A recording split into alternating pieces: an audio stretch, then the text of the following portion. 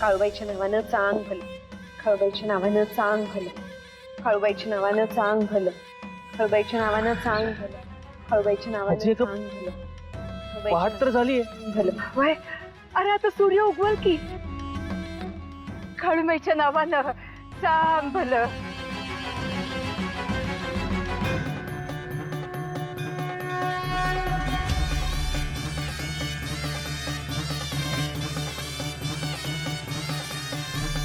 दुमदुमलं नाव तुझं मंतरलं ग, रूप तुझं पार्वतीचं अवतरलं ग, हुरहुरलं भेटीला आतुरलं ग, देवी तुझ्या दर्शनानं दुःख सरलं ग, काळू देवी आईचा गजर ग, तिचा सोनेरी मायेचा पदर ग, आदिशक्ती अंबा तू सत्तुबाची, तिला साऱ्यांचीच आहे खबर ग.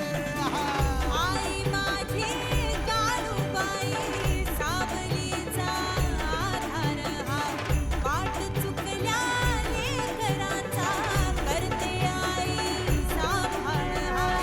तुझी येता हक्क थरथरलं ग, आई माझी काळूबाई मन भरलं ग, काळूबाईच्या नावानं चांग भलं. देवी तुझ्या दर्शनानं दुःख सरलं ग, काळू देवी आईचा गजर ग, तिचा सोनेरी मायेचा पदर ग, आदिशक्ती अंबा तू सत्तुबाची, आज आई माझी काळूबाई ओळख ग. आई माझी काळूबाई.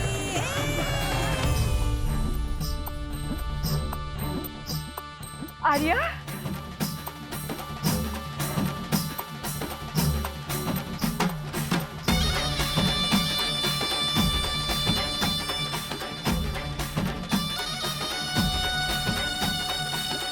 आजी. आर्या, उपाय पूर्ण झाला. आई काळूबाईनं अखेरपर्यंत साथ दिली माझी. आता आपण मूर्ती उचलायला जाऊ शकतो. काळूबाईच्या नावानं चांग भलं.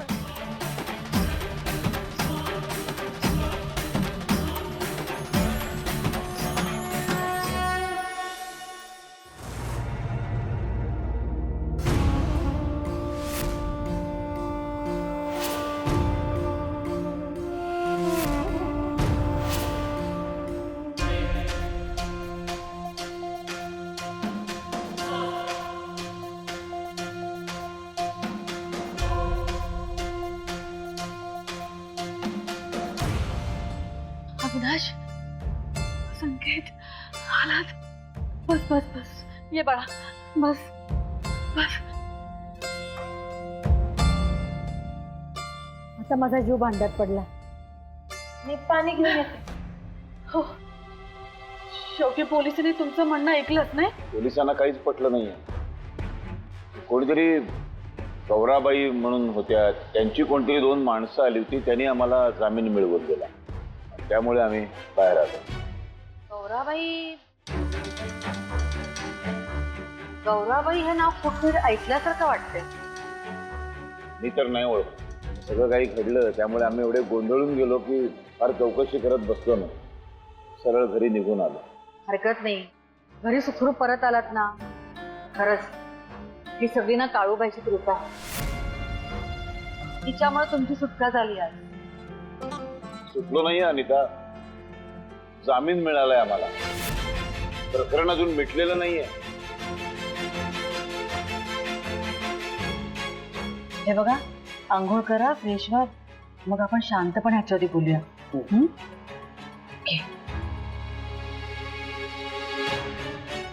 बरोबर अडकवलं होतं या दोघांना, पण तरी सुटलेच. आर्या, तू इथे का ध्यान करत बसली होतीस आणि इथे आलीस कधी तू? अरे सावकाश सावकाश सावकाश. जमिनीवर चिकटलेली मूर्ती कशी उचलायची याचा उपाय मला आजोबांच्या नोंदवहीत सापडला आणि त्यानुसार मी गेले काही दिवस इथेच ध्यान करत बसले होते. काय? अगं सकाळपर्यंत घरी होतीस तू. मग असं काय करतोस? अरे मी काळूबाईला शब्द दिला आठवतोय ना? मूर्ती घेतल्याशिवाय मी पाटलांच्या वाड्यात पाऊल टाकणार नाही. आणि तो शब्द मी मोडला नाहीये अजून. काही बोलतेस तू? सकाळपर्यंत खरंच घरी होतीस तू. मी का खोटं बोलेन? हवं तर आजीला आणि काकूला विचार. अरे पोरीचं ध्यान मोडू नये, तिचा शब्द बी मोडू नये. काळूबाईनंच पोरीचं रूप घेतलं असणार. म्हणजे आई, काळूबाई आपल्या समोर होती तरी बी आपण तिला ओळखू शकलो नाही. आर्या म्हणूनच तिच्याशी वागलो. खरंच आपण धन्य झालो. काळूबाईचा सहवास लाभला आपल्याला. काळूबाईच्या नावानं सांग भलं. तुम्ही आता अति करताय, काहीही बोलताय. नाही अमू, काल आर्याच्या गळ्याभोवती वेलींचा फास सोडवताना तुला काळूबाईचा अनुभव आला ना? आणि घरात बी भिंतीला चिकटून बसला होतास ते अभिप्रत्यय आलाच की तुला. आता अनुमान करू नकोस, तिच्या विश्वास ठेव. आणि हे बघ, उगाच तर्क वितर्क करू नकोस. अरे विश्वास ठेव रे. आम्ही काय तुझ्या वाईटाच सांगतोय वय? आणि पाटलांच्या घरची मूर्ती आहे, ती आपल्या घरी यायला नको? हो अमुक. आणि आता तर उपाय सुद्धा पूर्ण झालाय. आता आपण ती मूर्ती घेऊन घरी जाऊ शकतो आणि विधीपूर्वक तिची स्थापना करू शकतो. अमुक, अरे आजी बोलताय ते बरोबर आहे. ती आपल्या घरची मूर्ती आहे. प्लीज नाही म्हणू नकोस आता, प्लीज. ठीक आहे, आपण मूर्ती घरी नेऊयात. निदान मूर्ती घरी नेल्यानंतर तुझं असं न सांगता बाहेर पडणं किंवा संकटात सापडणं तरी बंद होईल. तू आणि माझं बाळ माझ्या नजरेसमोर राहाल, हो ना? हो. आता कसं शहाण्यासारखं वागलास बघ. काळूबाईच्या नावानं सांग भलं. चला निघत. सावकार. सावकार. जरा चहा टाक ना. मी बनवून आणते ना चहा. तुम्ही दोघं सुटलात, जीवाला लई बरं वाटतंय.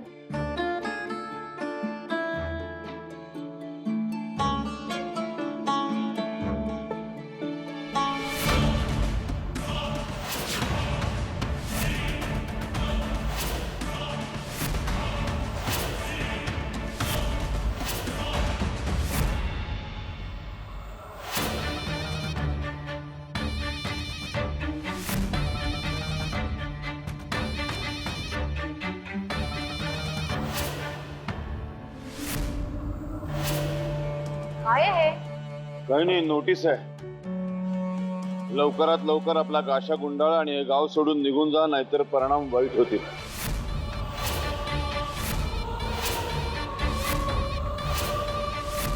सरपंचाचं आपण काय वाईट केलं?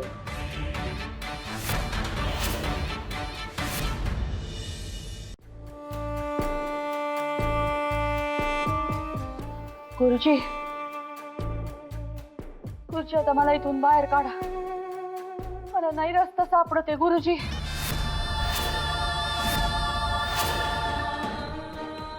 गुरुजी, ऐकताय का तुम्ही? गुरुजी, मला बाहेर काढा इथून. नाही आता सहन होते मला. अजिबात नाही.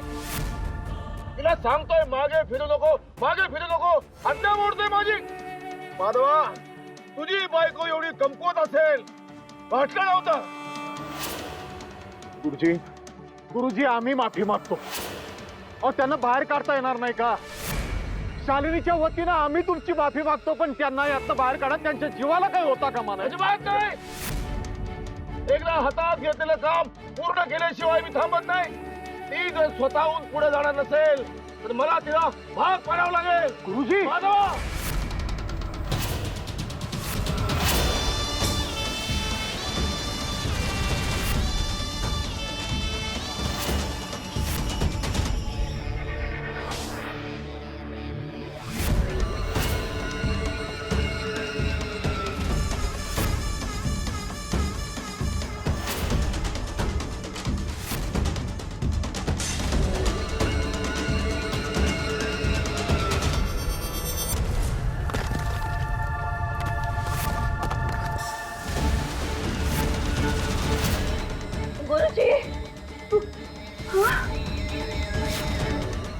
हे काय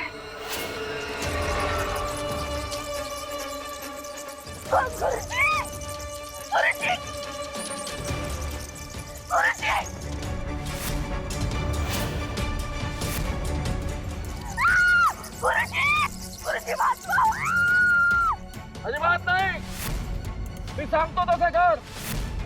ती तिमिरा मातेची मूर्ती घेऊन तळघराच्या दिशेने चालत राहा, नाही तर ही वाघळं तुला फाडून खातील.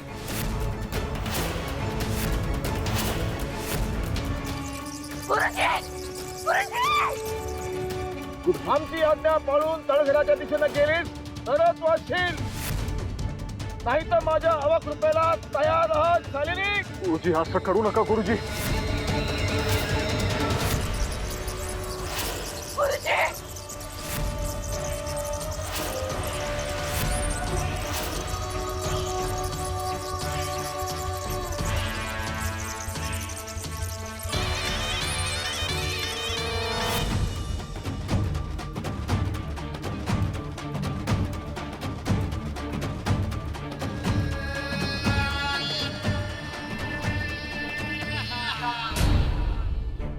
काळूबाईच्या नावानं सांग भलं. पोरी शेवटी आला बघ तो क्षण. आता उचलती काळूबाईची मूर्ती. सावकाश, जमेल ना तुला? हो.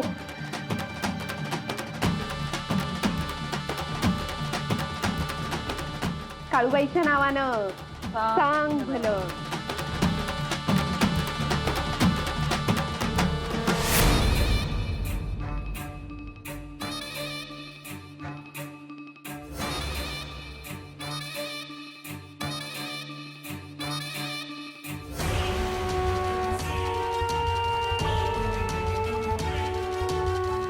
आर्या, पोरी काय ग झालं? काय होत आहे? मूर्ती उचलली नाही जाते.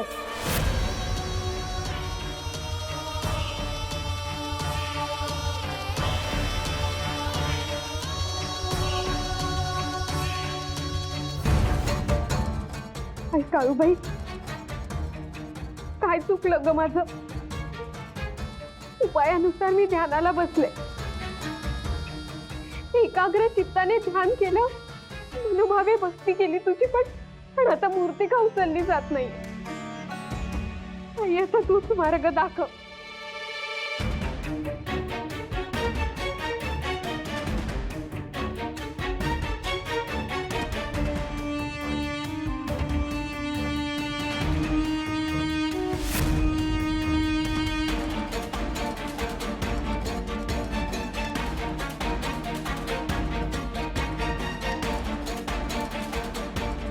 या नोंदवहीत काही मार्ग सापडतोय का बघते.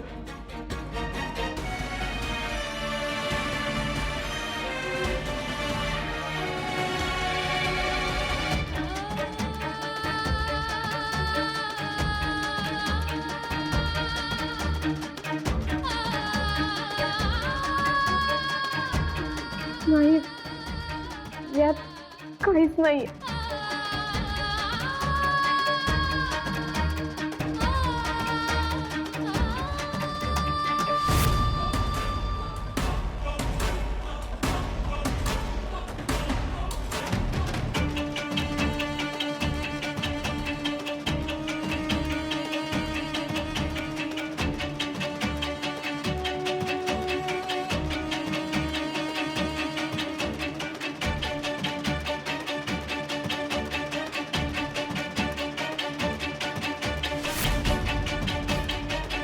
आजोबा,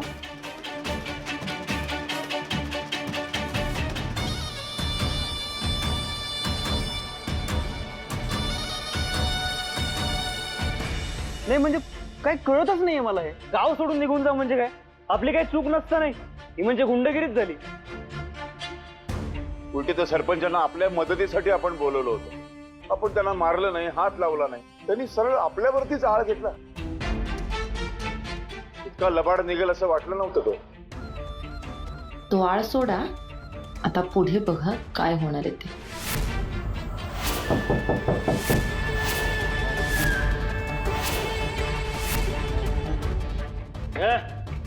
चला इथला का शांगुडला निघायचं बघा आत्ता जास्त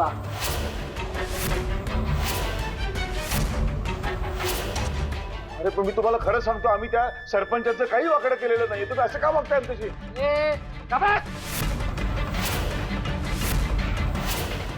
सरपंचाने मला स्वतः सांगितले तुम्हीच हल्ला केलाय म्हणून. अहो, आम्ही खरं केस झाली म्हणून नाही तर हिथं टाळकी फोडली असती. आत्ताच्या आता निघायचं. काय झालं सगळं हे? आई काळूबाई, आता मी काय करायचं ग? आता हे नवीन संकट अजून काय आलं आमच्यावरती? मला वाटतं अनिता, आपण यांचं ऐकूया. ठीक आहे, आम्ही निघायला तयार आहोत. आम्ही हे गाव सोडून निघून जाऊ. फक्त आम्हाला 1 दिवस द्या. काळूबाईच्या मूर्तीची पाटलांच्या वाड्यावरती एकदा प्राणप्रतिष्ठा झाली की मग आम्ही इथून निघून जाऊ. फक्त 1 दिवस. मी हात जोडून विनंती करतो तुम्हाला. ती पुराण आम्हाला सांगत बसू नको. गप गुमान निघायचं. तुझ्यासारखे लय भामटे बघितलेत. यार बघताय काय? हे कसं मान बाहेर. अहो, असं करू नका. अहो, असं करू नका. अहो, ते फेकू नका. हो, ऐका ऐका ऐका. हो, तुम्ही असं करू नका. आजोबा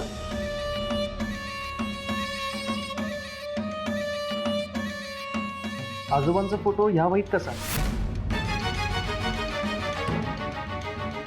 आणि हे हे शेजारी उभे आहेत ते कोण आहेत?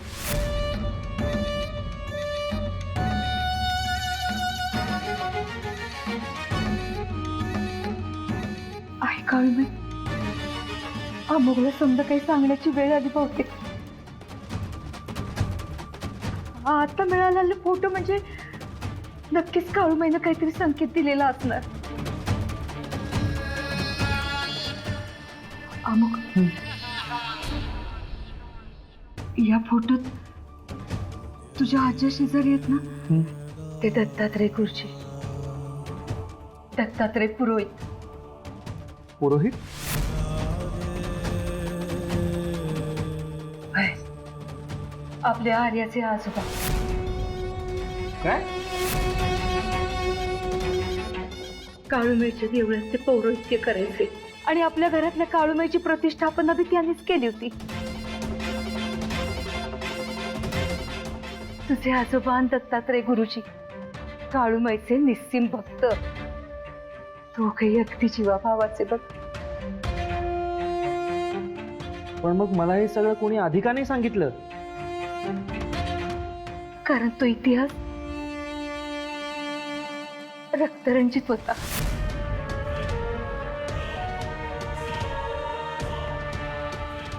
म्हणजे त्या विराटनं पहिलं पाऊल आपल्या गावात टाकलं तेव्हा आपलं साम्राज्य वाढवण्यासाठी त्यानं पहिला बळी कुठला घेतला? तर तुझ्या आजोबांचा.